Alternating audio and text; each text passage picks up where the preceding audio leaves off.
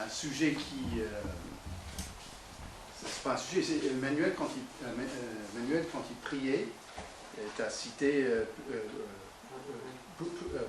Purim. Et donc c'est en fait, c'est une fête qui est quelque part pas très très connue, surtout en France, mais en Israël et autour de la ville de New York. Il y a beaucoup de juifs là. C'est l'endroit le deuxième plus peuplé de juifs sur la planète après Israël. Et Purim, en fait, c'est sérieux, mais c'est aussi une fête qui est assez bizarre.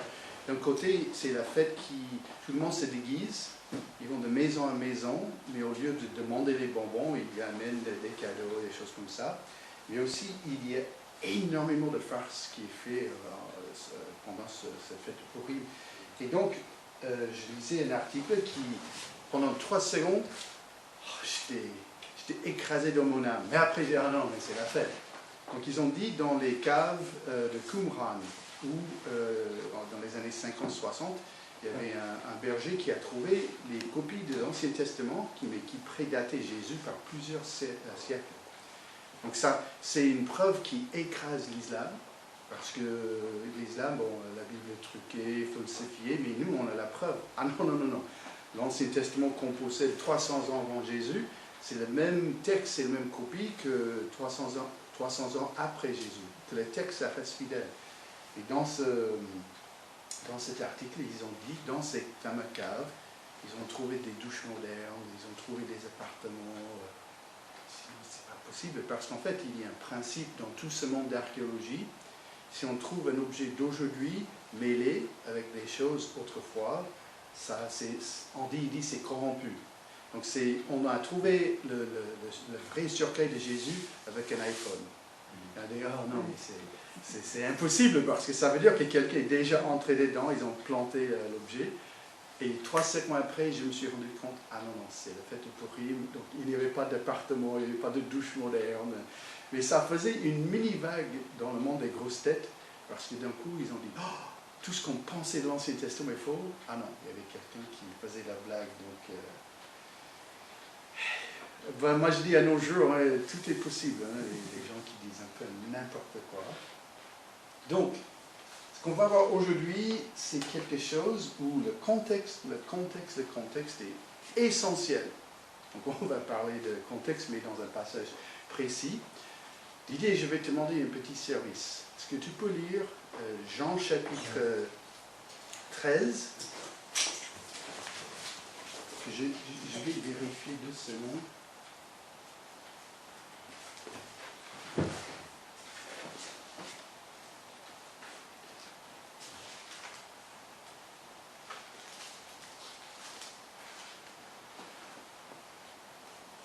Oui, voilà, Jean chapitre 13. Donc on voit même le contexte en dehors même de ce message, avant la fête de la Pâque. Même nous, en ce moment, on arrive dans notre calendrier, on est assez proche de ce moment. Mais là, Didier, je vais te demander à lire jusqu'au verset 17. Jean 13, 1 à 17. Avant la fête de Pâques, Jésus, sachant que son heure était venue de passer de ce monde au Père, et ayant aimé les siens qui étaient dans le monde, il le comble à son amour pour eux. Pendant le souper, lorsque le diable avait déjà inspiré au cœur de Judas Iscariote, fils de Simon, le dessein de le livrer, Jésus, qui savait que le Père avait remis toutes choses entre ses mains, qu'il était venu de Dieu et qu'il s'en allait à Dieu, se leva de table, ôta ses vêtements et prit un linge dont il se ceignit. Ensuite, il versa de l'eau dans un bassin et il se mit à laver les pieds des disciples et à les essuyer avec le linge dont il était saint. Il vint donc à Simon-Pierre, et Pierre lui dit, « Toi, Seigneur, tu me laves les pieds ?» Jésus lui répondit, « Ce que je fais, tu ne le comprends pas maintenant, mais tu le comprendras bientôt. » Pierre lui dit, « Non, jamais tu ne me laveras les pieds. » Jésus lui répondit, « Si je ne te lave, tu n'auras point de part avec moi. » Simon-Pierre lui dit, « Seigneur, non seulement les pieds, mais encore les mains et la tête. » Jésus lui dit, « Celui qui est lavé n'a besoin que de se laver les pieds, pour être entièrement purs, et vous, vous êtes purs, mais non pas tous. Car il connaissait celui qui le livrait, c'est pourquoi il dit, vous n'êtes pas tous purs. Après qu'il leur eut lavé les pieds et qu'il eut pris ses vêtements, il se remit à table et leur dit, comprenez-vous ce que je vous ai fait? Vous m'appelez maître et seigneur, et vous dites bien, car je le suis. Si donc je vous ai lavé les pieds, moi le Seigneur et le Maître, vous devez aussi laver les pieds, vous lavez les pieds les uns les autres. Car je vous ai donné un exemple afin que vous fassiez comme je vous ai fait. En vérité, je vous le dis, le serviteur n'est pas plus grand que son Seigneur, ni l'apôtre plus grand que celui qui l'a envoyé. Si vous savez ces choses, vous êtes heureux pourvu que vous les pratiquiez. Merci Didier. Donc, quand je dis contexte, en fait, il y a deux aspects de ce passage. Il faut comprendre vraiment le contexte, mais culturel. Et après, c'est un message simple, il n'y a que 2 points. Donc, c'est mon cadeau aujourd'hui. Je vous donne un message pas trop long, mais de quelque part, bah oui, dans ma tête, j'avais envie que chaque chaise soit remplie, qu'il y avait même des gens qui écoutaient à la porte, 5-6 gens qui sont là-bas. Mais nous passons aussi une période étrée où on avait quelques décès des gens, il y avait des gens qui ont déménagé, certains ne sont pas revenus après le Covid parce que bon, ça tourne toujours dans la tête, quelques personnes âgées. Et donc, moi je vois, hein, ce n'est pas la fin du monde, c'est juste, moi je dis c'est regrettable, surtout pour les gens qui sont un peu hésitants avec le Covid, mais en même temps on dit, on comprend, hein, ça arrive, mais même être, mais je vous dis, même ici aujourd'hui, surtout nous 5, quand on est même juste ce dimanche, plus nombreux que peut-être le dimanche avant, le dimanche après, mais quand ça arrive, il y a 2 choses dans ce passage qui sont vraiment essentielles, peut-être parfois plus essentielles quand même quand on est dans une petite assemblée, donc ça veut dire, c'est la vaste majorité de la France aussi, hein. La vaste majorité de la France, ce n'est pas des églises de 100, c'est les églises de 30, 40, même parfois moins. Hein. Donc, dans ce passage, les 2 choses de contexte, c'était d'abord, dans le verset 2, c'était pendant le souper. Alors, je me tourne d'abord à vous 3, et Ruth, après, ça m'intéresse quand même aussi juste le contexte de ta vie avant, donc c'est-à-dire ta vie en Allemagne comme ma vie en Amérique. Et pour vous 3, la souper, ça se fait quand? Le soir. Le soir. C'est pareil en Allemagne? Nous ne faisons pas la... C'est-à-dire que ça dépend des personnes, hein. Ah. Mais je n'ai pas d'habitude de prendre la soupe le soir. Oui, et voilà, donc moi, en tant qu'Américain, c'était pendant le souper, ça me dit rien, 0. Parce qu'on peut manger la soupe midi, soir, et peut-être si on a envie, le petit-déj. Mais ça, c'est selon l'endroit, parce qu'il y a des endroits où ils mangent très bizarrement le petit-déj. Hein. Au Texas, c'est steak frites. Hein. Donc, on ne sait jamais. Mais quand je dis dans un contexte franco-français, c'était pendant le souper. Ah, ok, d'accord. Donc, c'est bien, évidemment, le soir. Et voilà, donc... c'était facile, je suis allé sur Google et j'ai tapé Google Images, souper, famille française, et voilà, ni plus ni moins, la soupe, et on suppose que c'est 19h15 du soir. Donc, et là encore, bon, c'est un peu plus festif, donc c'est sûrement un repas de Noël, mais ce soir on a la soupe et on dit, bon voilà, c'est à ce moment-là. Deuxième chose, il commença à laver les pieds des disciples. Et là, on n'a aucun contexte culturel. D'ailleurs, donc, je suis désolé Denise, mais au moment précis, j'ai dit ça, tu étais la seule qui me regardait plein dans les yeux, donc tu es mon exemple. Donc, à 11h16, je dis, d'accord, je fais une pause de ce message. Denise, tu peux enlever tes chaussures, s'il te plaît, et tes chaussettes. Maintenant, tu peux me chercher un bassin. Et je commence à masser mes pieds. Il se peut que tu vas me poser quelques questions après. Tu fais quoi avec les pieds de ma femme?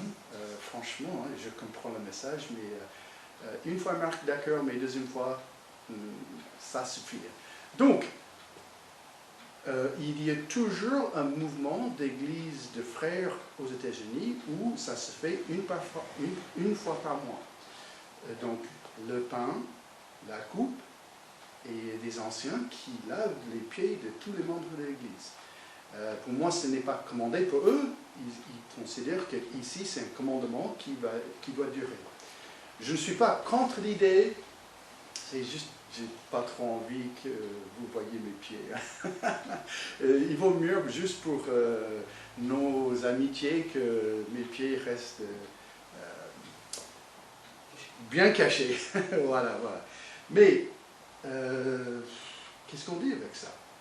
Donc, d'abord, là encore, on peut dire, ah, s'ils sont en train de manger, c'est de souper, mais c'est notre contexte. Ce qu'il faut voir qu'à l'époque de Jésus, il y avait deux choses. D'abord, ils portaient tous les sandales, et deux, ils marchaient souvent, et trois, comme on avait vécu de mardi, jeudi, vendredi, avec cette petit nuage de sable qui a laissé toutes nos voitures sales, bienvenue à 3/4 de l'année au Moyen-Orient. Même aujourd'hui, ça m'a vraiment frappé quand je voyais ma voiture le mardi matin. Je dis, bah, c'est comme je suis de nouveau en Israël. Hein. Moi, j'ai toujours, quand je fais mon voyage là-bas, j'ajoute toujours 10 €, c'est le budget de laver la voiture à la fin. Sinon, la compagnie qui m'a loué la voiture va me demander 50 pour faire la même chose. Mais tout est poussière. Hein. Partout, mais en plus. Et il faut que je sois légèrement délicat, mais à l'époque de Jésus, il n'y avait aussi pas le même système sanitaire qu'on possède aujourd'hui. Donc, souvent, un peu la saleté de la maison, c'est tout ce qu'on peut imaginer, est mis dehors. Et on est en train de marcher. Donc, pour les questions aussi d'hygiène, juste de propreté, laver les pieds, c'était quelque chose d'essentiel à l'époque de Jésus. Ensuite, le souper, c'était quoi? En fait, le mot est souper, mais le mot qui est employé par Jean, dans l'original, c'est l'idée, un gros repas du soir. Donc nous, souvent quand on dit, ah, on va manger le souper, ben, c'est la soupe, peut-être une petite salade. Pour Jésus, le souper, c'était le repas du soir qui était le plus grand. Et quand il mangeait, il s'est allongé autour de la table. Et voilà le problème. Je suis en train de manger le repas, et je regarde constamment à ma droite, et je vois les pieds de Didier. Donc, si Didier a pris le soin nécessaire, il y avait quelqu'un qui a lavé ses pieds, ça ne pose aucun problème. Si Didier n'a pas eu ce soin de ses pieds, donc je regarde la peau du banane et la poussière et qui sait quoi, et c'est pas chouette quand on est en train de manger comme ça. Donc, ces deux choses-là qu'on voit, c'est vraiment des choses essentielles de la vie de Jésus. Ce repas qui était fait toujours le soir, et l'idée de laver les pieds. Mais ensuite, laver les pieds, c'est aussi quelque chose qui est très fort dans ce passage. Qui lavait les pieds? Un juif, un autre juif? Jamais. On avait des domestiques pour ça. Et d'ailleurs, ce n'était pas du tout considéré comme quelque chose de digne, un juif qui allait se baisser pour laver le pied de quelqu'un d'autre. Donc, toutes les familles juives n'avaient pas la possibilité, le moyen d'avoir un domestique ou quelqu'un qui était là pour servir. Donc, c'était toujours considéré comme la personne, entre guillemets, le moins important. Donc, c'est-à-dire qu'il y avait quand même, la personne avait une certaine valeur, mais la personne était soit le plus jeune, ou le moins éduqué, ou le moins formé dans d'autres choses. Donc, quand on n'avait pas d'autres possibilités dans la vie, qu'est-ce qu'on faisait? On était au service des autres dans la maison. C'était considéré comme un vrai métier, mais un métier vraiment en bas. Donc, avec tout ça, un grand repas, l'idée de laver les pieds est essentielle, surtout quand on mange de cette manière-là, à manger, mais qui va laver les pieds? Ah ben, la petite servante, hein, qui nous a accueillis, qui va nous servir, qui va tout faire. Ça, c'est la norme culturelle au temps de Jésus. Voilà, donc encore cette idée de laver les pieds. Alors, donc, c'était quoi l'importance de laver les pieds? À partir du verset 8, Pierre lui dit, « Non, jamais tu ne me laverais les pieds. » Jésus lui répondit, « Si je ne te lave pas, tu n'auras pas de part avec moi. » Donc la réponse de Pierre. Souvent, on est assez sévère avec Pierre, bon, et souvent c'est juste, hein. Mais là, ce qu'il dit là, culturellement, c'est tout à fait correct. Dans le sens que, ah non, non, non, mais maître, et Jésus, tu es notre maître, tu ne laverais jamais mes pieds parce que moi, je sais ce que ça signifie. Tu es le plus bas. Tu ne vaux pas grand-chose. Et la réponse de Jésus, ça coupe. Il dit, d'accord, mais c'est ma manière de voir ce verset, mais il dit, bah, mais sinon la porte, tu n'es plus avec nous, hein.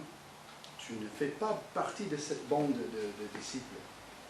Donc, la maladresse, et là je suis gentil avec Pierre, parce que là c'est plus qu'une maladresse, c'est vraiment une bêtise. Non, jamais tu ne me laverais les pieds. Et voilà, quand Jésus dit la porte, si ça ne se fait pas, puis Seigneur, non seulement les pieds, mais encore les mains et la tête. Donc, Pierre, il voyait toujours cette idée de laver les pieds comme une forme de purification. Et donc, il est tellement pieux, donc on parle de la piété.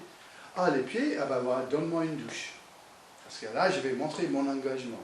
Donc, ce n'est pas juste pour accepter que tu laves les pieds, mais pour être pur devant Jésus, lave-moi complètement. Et là, il a complètement raté, il n'a rien compris avec le but de Jésus dans cette idée de laver les pieds. Donc, le vrai sens. Verset 10. Celui qui se baigne n'a besoin que de se laver les pieds pour être entièrement pur. Et vous êtes purs, mais pas tous. Donc, il parle de ses disciples.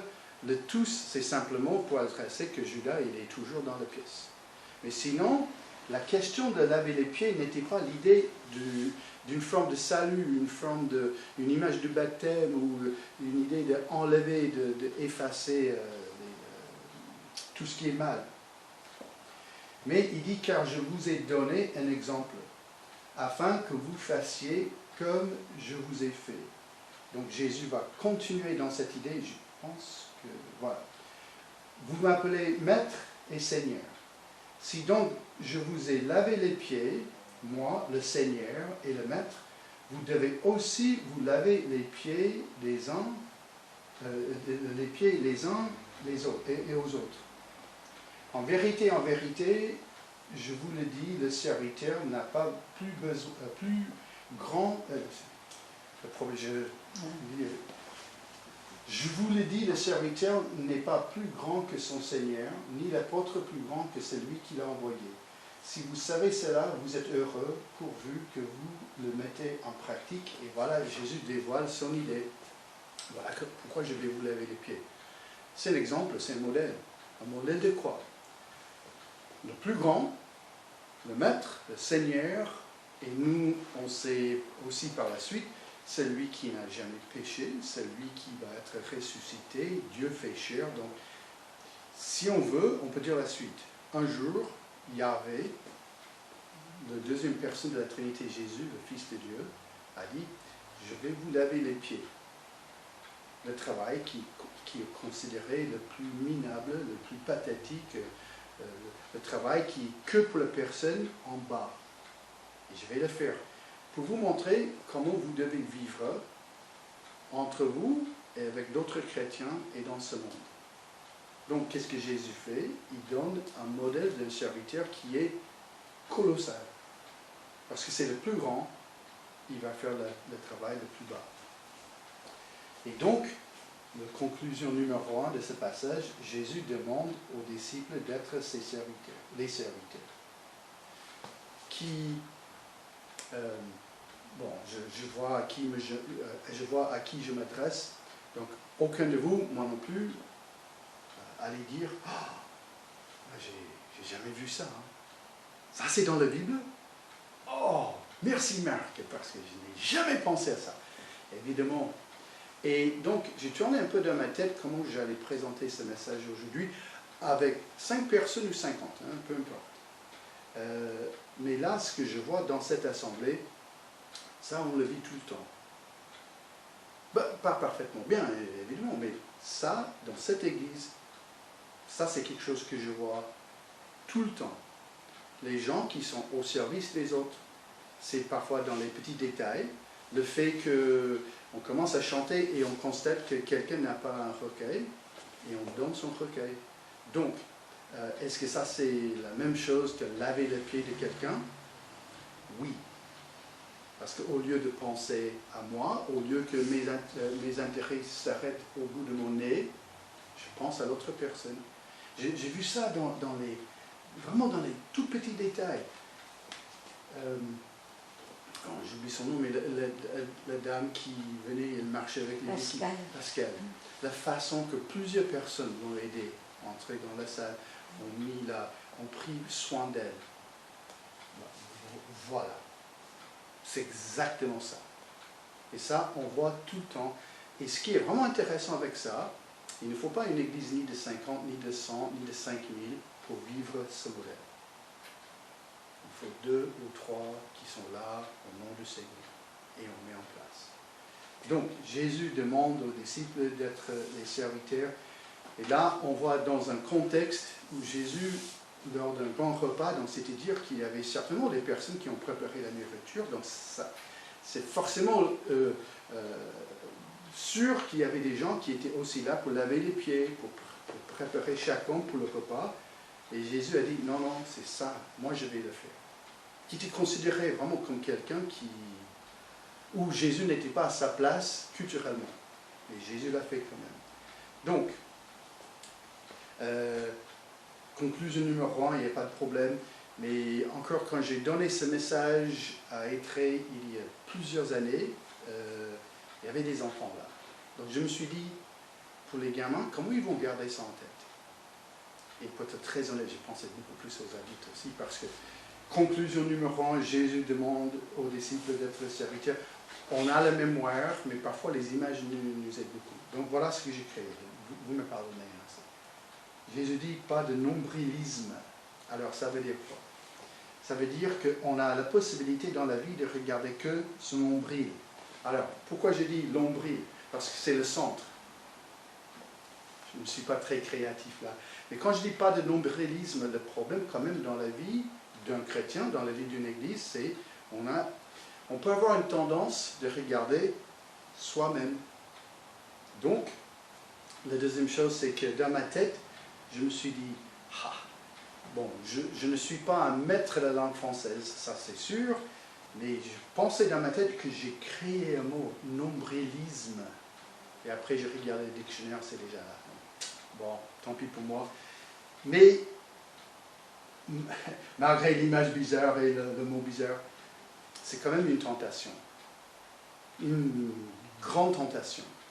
Qui peut être aussi simple que, bon, jeudi soir, 17h30, oui, je peux aller prier, mais je suis tellement fatigué.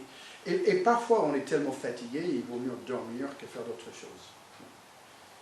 Mais je connais aussi la tentation de simplement appeler quelqu'un qui, j'ai pris un rendez-vous pour prier, et au coup, je n'ai pas envie. Et donc, il existe quand même une lutte d'être le serviteur des autres, mais cette lutte, ça vaut tellement la peine de surmonter quelquefois nos faiblesses, parce qu'il y a toujours une grande bénédiction quand on suit le modèle de Jésus. Donc, la deuxième chose, il commença à laver les pieds des disciples. Simon, nommé Pierre-André, son frère Jacques et Jean, son frère fils de Zébédée, Philippe et Bartholomé, Thomas et Matthieu, le publicain, Jacques, Jude, appelé aussi Thaddée, Simon le Zélote et Judas l'Iscariote. Donc, c'est la liste de tous ceux qui ont reçu ce lavage du pied. Bon, c'est les disciples, rien de choquant, mais là, le dernier nom, Il commença à laver les pieds des disciples et il dit, l'un de vous me trahira. Pire que ça. Il commença à laver les pieds des disciples. Dès que Judas eut pris le morceau, Satan entra en lui.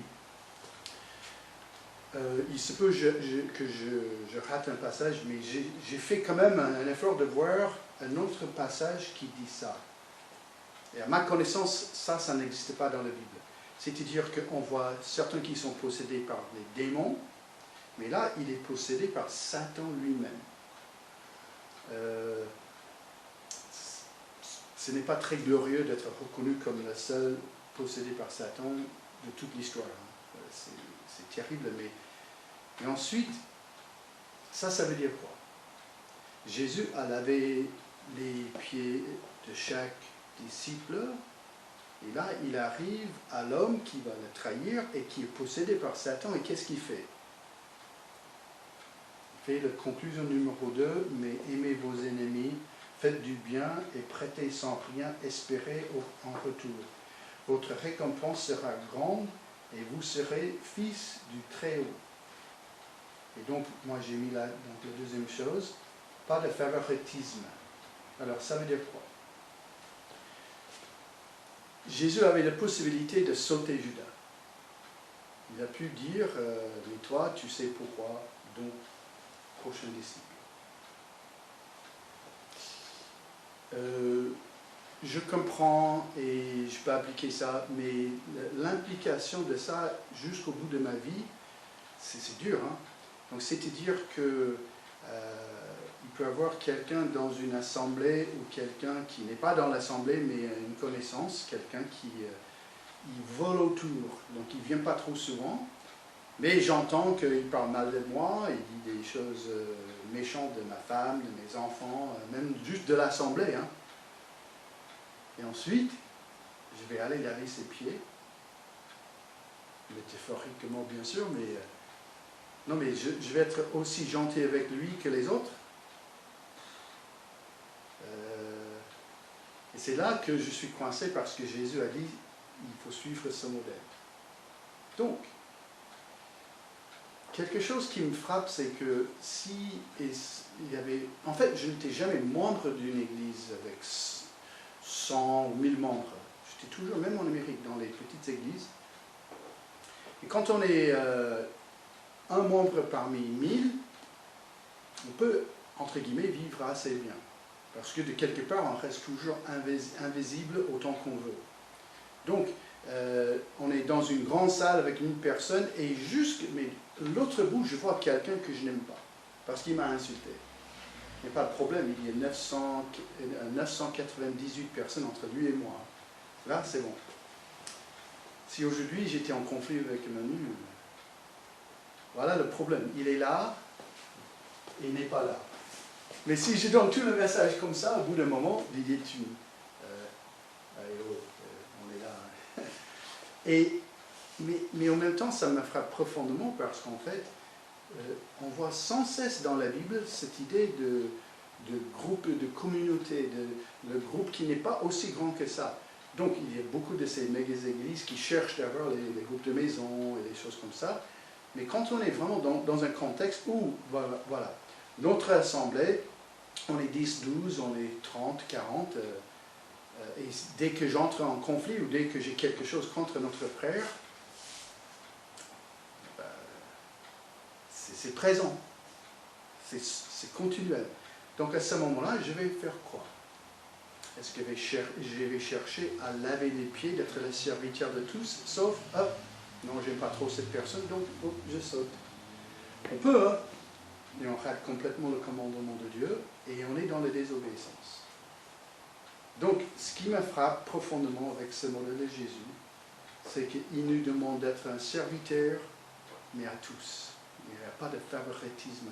On n'a jamais le droit de sauter quelqu'un parce qu'on n'aime pas sa manière, son style.